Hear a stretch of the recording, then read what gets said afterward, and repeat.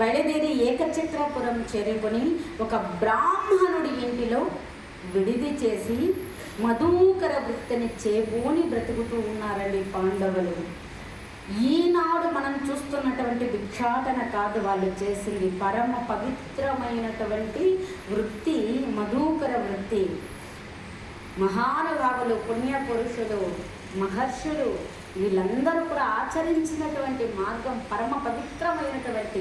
ప్రతి ఇంటి ముందు కూడా నిలబడి భవతీ భిక్షాం దేహి అని చెప్పి నిలబడతారు.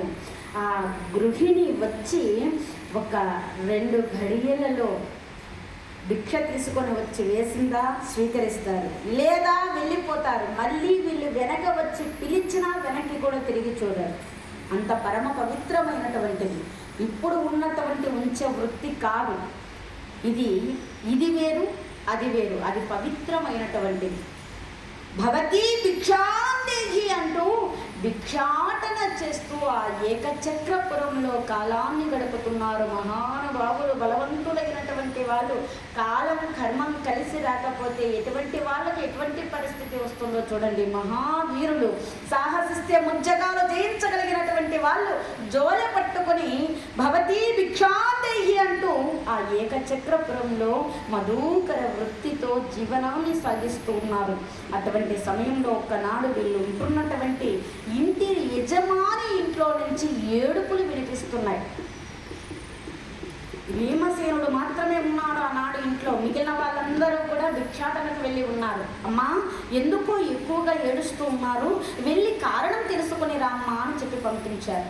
అక్కడికి వెళ్ళి అయ్యా మహానుభావులు సాక్షాత్తు పార్వతీ పరమేశ్వరులలాగా కనిపిస్తారు, అట్లాంటి మీకు ఏం కష్టం వచ్చింది, ఏం జరిగిందని చెప్పి ఉన్నట్టుండి ఇంతగా బాధపడుతూ ఉన్నారు, కారణం ఏమిటి చెప్పండి అనగానే అమ్మా మా కష్టం ఒకరు తీర్చేటటువంటి కష్టము కాదమ్మా, మీకు చెప్పినంత మాత్రాన నా కష్టం తీరిపోదమ్మా, ఏం చేయమంటావు తల్లి, చెబితే కదా కష్టం తీరుతుందో తీరదో అన్న విషయం తెలుస్తుంది, మీకేం కష్టం వచ్చిందో చెప్పండి అన్నాను. అమ్మా ఈ ఏకచక్రపురానికి యోజన దూరంలో బకాసురుడు అనేటువంటి రాక్షసుడు ఉన్నాడమ్మా, వాడు మా అగ్రహారం మీద పడి మమ్మల్ని మా బిడ్డల్ని మా గొడ్డు గోదల్ని తినేస్తూ ఉంటే వాడితో ఒక ఒప్పందం చేసుకున్నాం మేము, ఇలా ఊరి మీద పడి తినేస్తే మేము ఎక్కువ కాలం బ్రతకము, నీకు ఎక్కువ కాలం ఆహారం దొరకదు, నువ్వు ఎక్కడుంటావో అక్కడే ఉండు, ప్రతిరోజు కూడా బండెడన్నమో 2 దున్నపోతులు ఒక మనిషి ఆహారంగా ఇంటి వంతున మేమే నీ దగ్గరికి పంపిస్తాం అని చెప్పి ఒక ఒప్పందం చేసుకున్నామమ్మా.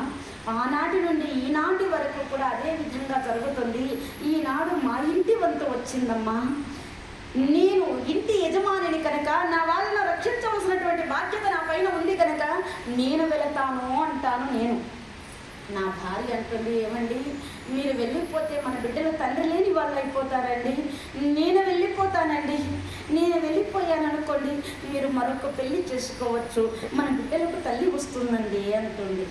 నిజంగా ఆ మాటని ఆడవాళ్ళే ఉండాలి కానీ ఎన్ని పెళ్ళిళ్ళైనా చేసుకోవచ్చు, వంతు వచ్చినప్పుడంతా ఒకరిని పంపించవచ్చు. నా భార్య అంటుంది, నా కూతురు అంటుంది, నన్ను ఎవరికో ఒకరికి ఇచ్చి పెళ్లి చేసేయాల్సిందే కదా, ఏదో ఒక ఇంటికి నేను బలి కావలసిన దానినే కదా, అదేదో మన కుటుంబం రక్షింపబడుతుంది, ఆ బకాసుడికి వంతుగా నన్ను పంపించేయండి అంటుంది నా కూతురు. పసివాడు నా కొడుకు అంటాడు, నాన్న నన్ను పంపించు నాన్న, వెళ్ళేటప్పుడు ఈ దర్భ తీసుకుని వెళ్ళి వాడిని శపించి వచ్చేస్తాను నాన్న అని నా కొడుకు అంటాడు. నేను వెళ్ళాలా, నా భార్య వెళ్ళాలా, నా కూతురు వెళ్ళాలా, నా కొడుకు వెళ్ళాలా, ఒకరిని ఒకరు వదులుకోలేక ఏడుస్తున్నామమ్మా. మా కష్టం ఏం చెప్పమంటావు తల్లి? ఒకరికి చెబితే ఎవరైనా ఆర్చే కష్టము తీర్చే కష్టమా తల్లి, ఏం చెయ్యమంటావమ్మా అనగానే ఈవిడంది, అయ్యా మీకు ఒక్కగాను ఒక్క కొడుకు, ఒక్కగాను ఒక్క కూతురు కాబట్టి మీకు ఇంత బాధ ఉంది.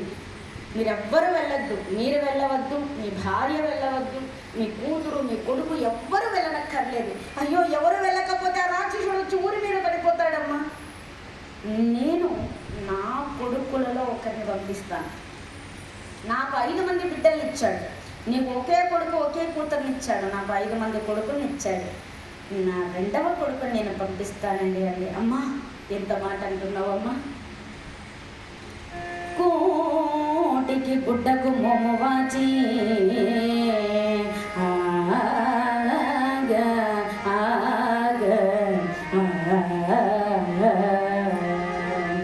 కోటికి గుడ్డకు మోమువాచి జోలెమగుని బిచ్చమే లేమిడి గుండు చుండ పైపెచ్చు పుత్ర శోకముకటి కల్పన చేతుని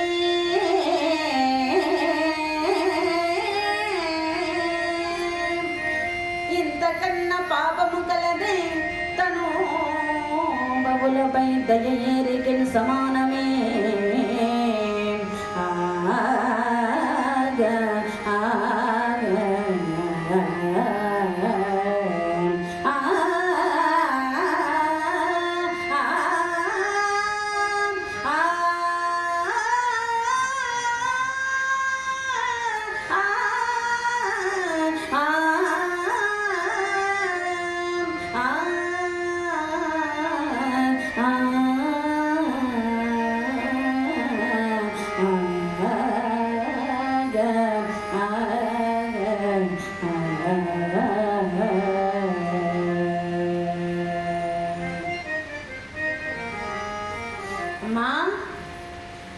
ఒక తల్లికి ఒక బిడ్డ ఉన్నా 10 మంది బిడ్డలున్నా ప్రేమ ఒక్కటే తల్లి. ఒక బిడ్డ ఉంటే ఒక ప్రేమ, 10 మంది బిడ్డలు ఉంటే ఒక ప్రేమ ఉండదు కదమ్మా.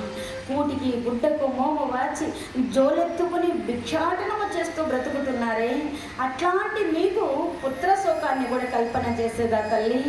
అమ్మా ఇంతకంటే పాపం ఉందా?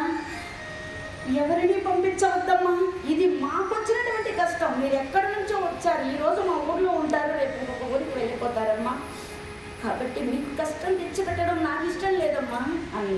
అయ్యా మీరు చెప్పిన మాట నిజమే, తల్లికి ఒక బిడ్డ ఉన్నా 5 మంది ఉన్నా 10 మంది బిడ్డలున్నా ప్రేమ ఒక్కటే. నా బిడ్డను ఆ బకాసుడికి బలిపెట్టడానికి పంపిస్తాను అనడం లేదు, మరి వాడిని చంపడానికి పంపిస్తాను అంటున్నాను. అమ్మా నీ కొడుకు అంత గొప్పవాడా? అవును, చాలా సంతోషం అమ్మా. మరి వంటలన్నీ ఏర్పాటు చేసుకోమంటారా? ఏర్పాటు చేసుకోండి అని చెప్పి ఆవిడ బయలుదేరి వచ్చింది. ఆవిడ వెనకాలే బయలుదేరాడు ఈయన. ఈవిడైతే మాట ఇచ్చింది, వాళ్ళ కొడుకు ఒప్పుకోవాలి కదా అని చెప్పి లోపలికి వెళ్ళగానే, అమ్మ ఏమిటమ్మా సమస్య అనగానే, నాయన ఇక్కడికి యోజన దూరంలో బకాసురుడు అనేటువంటి రాక్షసుడు ఉన్నాడంట, వాడితో వీళ్ళు ఒక ఒప్పందాన్ని చేసుకున్నారంట. ప్రతిరోజు కూడా బండి అన్నము 2 దున్నపోతులు ఒక మనిషి ఆహారంగా పంపుతామని చెప్పి ఆ వంతు ఈనాడు మన ఇంటి యజమాని వంతు అయ్యింది. వాళ్ళు ఆయన వెళ్ళాలా, ఆయన భార్య వెళ్ళాలా, కూతురు వెళ్ళాలా, కొడుకు వెళ్ళాలా అని చెప్పి బాధపడుతుంటే, మీరు ఎవ్వరు వెళ్ళకండి, నా 2వ కొడుకును పంపిస్తాను అని చెప్పి నేను చెప్పాను. నాయన అవునమ్మా చెప్పావా? అవును నాయన చెప్పాను. నిజంగా చెప్పావా?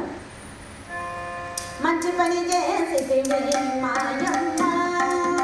మంచి పని చేసి మాయమ్మ, మాయమ్మ మాయమ్మ పిండి బట్టల తోడ బండడన్నము నాకు, పిండి బట్టల తోడ బండడన్నము నాకు, వెట్టి పూనాలని పిండిల కొట్టెద నిన్ను నా కడుపొక్క నిమిషమున బావలకు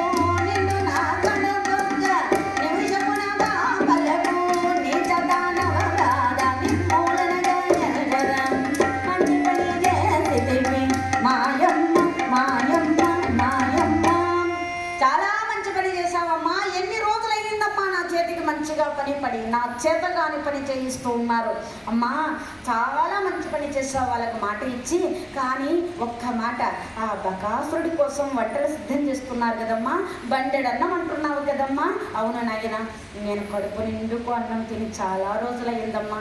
అదే చేతులతో ఇంకొక బండెడన్నం వండించి నాకు పెట్టించావంటే బాగా తినేసి వెళ్ళి వాడిని చంపేసి వచ్చేస్తానమ్మా అని అనగానే ఈయన వినేశాడు. అమ్మా మమ్మల్ని చంపుకొని తినేవాడికే వండుతున్నామమ్మా, మీ కొడుకు కాపాడతానంటున్నాడు, తప్పకుండా మేము చేస్తామని చెప్పి ఇంకా వంటలు మొదలుపెట్టారు. అగ్రహారంలో వాళ్ళందరూ కూడా ఈయన బకాసురుడికి వంతు పంపిస్తున్నాడా, కూతురికి ఏమైనా పెళ్లి చేస్తున్నాడా అనుకుంటా ఉన్నారు.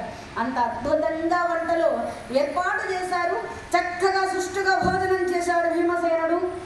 బండి నిండుకు కూడా పిండి వంటలన్నీ కూడా నింపేశారు. దున్నపోతల్ని కట్టారు. శరీరం అంతా కూడా రక్త చందనం పుష్పమాలలు ప్రకాశిస్తూ ఉన్నాయి. కళ్ళు ఎర్రబడిపోయి ఉన్నాయి, కండలు పొంగిపోయి ఉన్నాయి. ఆ సమయంలో అక్కడికి వచ్చి ధర్మరాజు జరిగిన విషయం తెలుసుకుని తల్లి దగ్గరికి వెళ్ళి, అమ్మా ఎందుకమ్మా తమ్ముడిని పంపిస్తానని చెప్పి మాట ఇచ్చావు. భీమసేనుడు పాండవులకు జీవకర్ర తల్లి, భీముడు లేకపోతే పాండవులు లేరు. వాళ్ళు మనకు ఆశ్రయం ఇచ్చారు, వాళ్ళ రుణం తీర్చుకోవాలి అనేటువంటి ఆలోచన కనుక నీకు ఉంటే నన్ను పంపిస్తానని చెప్పి మాట ఇవ్వచ్చు కదమ్మా అన్నాడు. నేను పంపలేక కాదు, నువ్వు అందుకు తగినటువంటి వాడివి కాదు. నీ తమ్ముడు ఎటువంటి వాడో నాకు తెలుసు. పుట్టినటువంటి సమయంలో ఆ శతశృంగ పర్వతము పైన నా ఒడిలో పడుకుని ఉంటే మహర్షులందరూ నోరెళ్ళబెట్టి చూసేవాళ్ళు. ఎందుకంటే తల్లి ఒడిలో పడుకుంటే తల్లంత ఉండేవాడేనా. ఒక్కసారి ఒక పెద్ద పులి గాండిస్తూ వచ్చేసరికి ఒడిలో బిడ్డున్నాడనే మాట మర్చిపోయి నేను పైకి లేచేశాను. కింద పడిపోయాడు. అయ్యో పిల్లవాడు పడిపోయాడే, ఎన్ని దెబ్బలు తగిలాయో అని చెప్పి వెళ్ళి చూస్తే నీ తమ్ముడు పడినటువంటి చోటంతా కూడా రాళ్ళన్నీ కూడా పిండి పిండిగా అయిపోయాయి తెలుసా. నీ కళ్ళతో నువ్వే చూసావు హిడింబాసురుని ఎలా చంపాడు. మనం ఎక్కడున్న క్షత్రియులం, ప్రజల్ని కాపాడవలసినటువంటి ధర్మం మన పైన ఉంది. ఆ బకాసురుణ్ణి చంపగలిగినటువంటి వాడు నీ తమ్ముడు కనుక పంపిస్తానని చెప్పి మాట ఇచ్చాను. నువ్వందుకు పనికొచ్చేవాడివైతే నిన్నే పంపేదాన్ని కదా అంది. అమ్మా వీరమాతవు తల్లి, నన్ను క్షమించున్నాడు. ఇంకా ఇక్కడ భీమసేనుడు వెళ్ళొస్తాననగానే వీళ్ళందరూ కూడా బయలుదేరమన్నారు. వెళ్ళినవాడు వెళతాడో తిరిగి వస్తాడో ఎవరికి తెలుసు అని చెప్పి ఇంకొంతమంది మాట్లాడుకుంటున్నారు. అలా బండి బయలుదేరింది. గాలి వాలిన కమ్మని వాసనలు వస్తూ ఉన్నాయి. ఇంత మంచి భోజనాన్ని తీసుకుని వెళ్ళి ఆ రాక్షసుడి ముఖాన్ని పెట్టాలా అని చెప్పేసి పగ్గాలు ముగ్గాలకు కట్టేసి వెనక్కి తిరుగుకొని తినడం మొదలుపెట్టాడు. అవి దున్నపోతలు కదా, నెమ్మదిగా పోతా ఉన్నాయి, దారికి మళ్ళించేశారు కదా. ఈయన శుభ్రంగా తింటూ ఉన్నాడు. అక్కడ ఆలస్యం అయిపోతుంది. బకాసురుడు అనుచరులందరూ కూడా, బకాసురా చూసావా ఆ ఏకచక్రపురం వాళ్ళకి అహంకారం, గర్వం, కొవ్వు బాగా పెరిగిపోయాయి. చూడు ఊర్లోకి వెళ్ళకపోయేసరికి ఒక్కసారి మనం అందరం కలిసి ఊరి మీద పోయి పడ్డామా అప్పుడు తెలిసి వస్తుంది ఎంత సమయం అవుతుంది, ఇంతవరకు భోజనం పంపించలేదు అని అనుకుంటూ ఉంటే వచ్చేసింది బండి. బండిలో భోజనం ఏం లేదు. ఆ వేళకి మొత్తం పూర్తయిపోయింది. కొంచెమే మిగిలింది. తింటా ఉన్నాడు. అయ్యో బకాసురా, నీ కోసం తీసుకొచ్చినటువంటి భోజనాన్ని ఎవడో మానవుడు తినేస్తా ఉన్నాడని చెప్పి అనగానే ఆవేశంతో, ఒరే బడుగా చెడుగా, ఎవ్వరవోరోరి బడుగా ఎలా సాహసించితివి ఆగా, ఎవ్వరవోరోరి బడుగా ఎలా సాహసించితి కొవ్వున నాకై తెచ్చిన కూడు తిందువా పిడుగా, ఎవ్వరవోరోరి బడుగా ఎలా సాహసించితివి గుండు ముని మేని కండలొలిచెద రక్తము త్రావిద పడ్డ పెట్టి నీ ఎముకలు పిండి పిండిగా కొట్టెద, ఎవ్వరవోరోరి బడుగా ఎలా సాహసించితివి.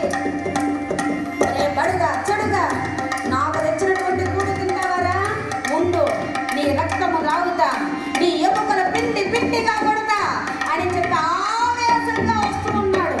ఏమీ వినిపించుకోలేదు. మొత్తం తినేశాడు. ఒక ముద్ద మాత్రమే చేతుల్లో ఉంది. పడేయడానికి మనసు రావడం లేదు, తినడానికి కడుపు నిండుకుంది.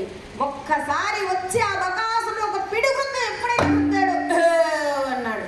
ఈ కొంచెం తినేసి చేతులు కడుక్కొని, ఒరే నేను బాగా తినున్నాను, ఆకలితో ఉన్నావు రారా అని చెప్పి యుద్ధానికి ఎప్పుడైతే భీమసేనుడు దిగాడో భయంకరమైనటువంటి యుద్ధం జరుగుతోంది అక్కడ.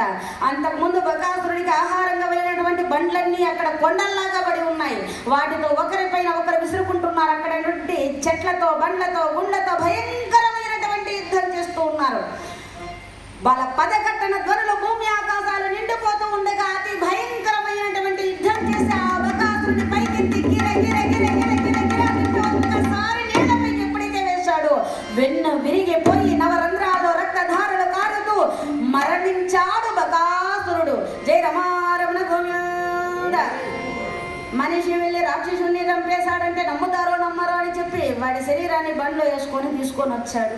ఆ ఏకచక్ర ప్రవాసులకందరికీ కూడా చూపించారు.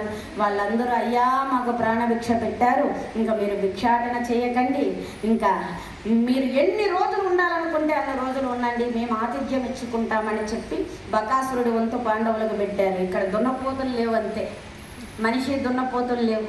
చక్కగా ఇంటి వంతున అద్భుతంగా ఆతిథ్యం ఇచ్చుకుంటూ ఉన్నారు. చక్కగా ఏకచక్రపురంలో పాండవులు కాలాన్ని గడుపుతున్నారు. ఈ పాండవ పర్యటన సత్కథ విన్నటువంటి మీ అందరికీ కూడా ఆ శ్రీకృష్ణ భగవానుడి యొక్క ఆ అలమేలుమంగమ్మ తల్లి వెంకటేశ్వర స్వామి వారి యొక్క అపార అనుగ్రహం కలగాలని చెప్పి కోరుకుంటూ ఈనాటి కథాగానానికి మంగళహారతి తీసుకున్నాము.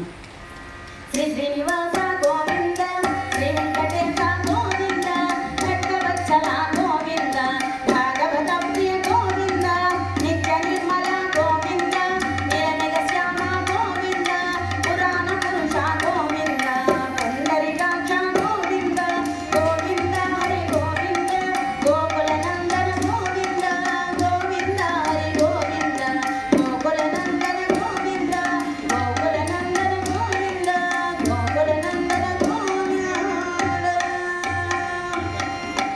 పవమానముడు మట్టు పాదార విందమునకు నీ నామరూపముల నిత్యగల మంగళం. రాజీవానయన త్యాగ రాజీవానయన త్యాగ రాజాదేవతమైన నీ నామరూపముల నిత్యగల మంగళం. మంగళం కోసలేంద్రాయ మహీ గుణాత్మని చక్రవర్తి తనూజాయ సార్వభౌమాయ మంగళం. మంగళం మంగళం.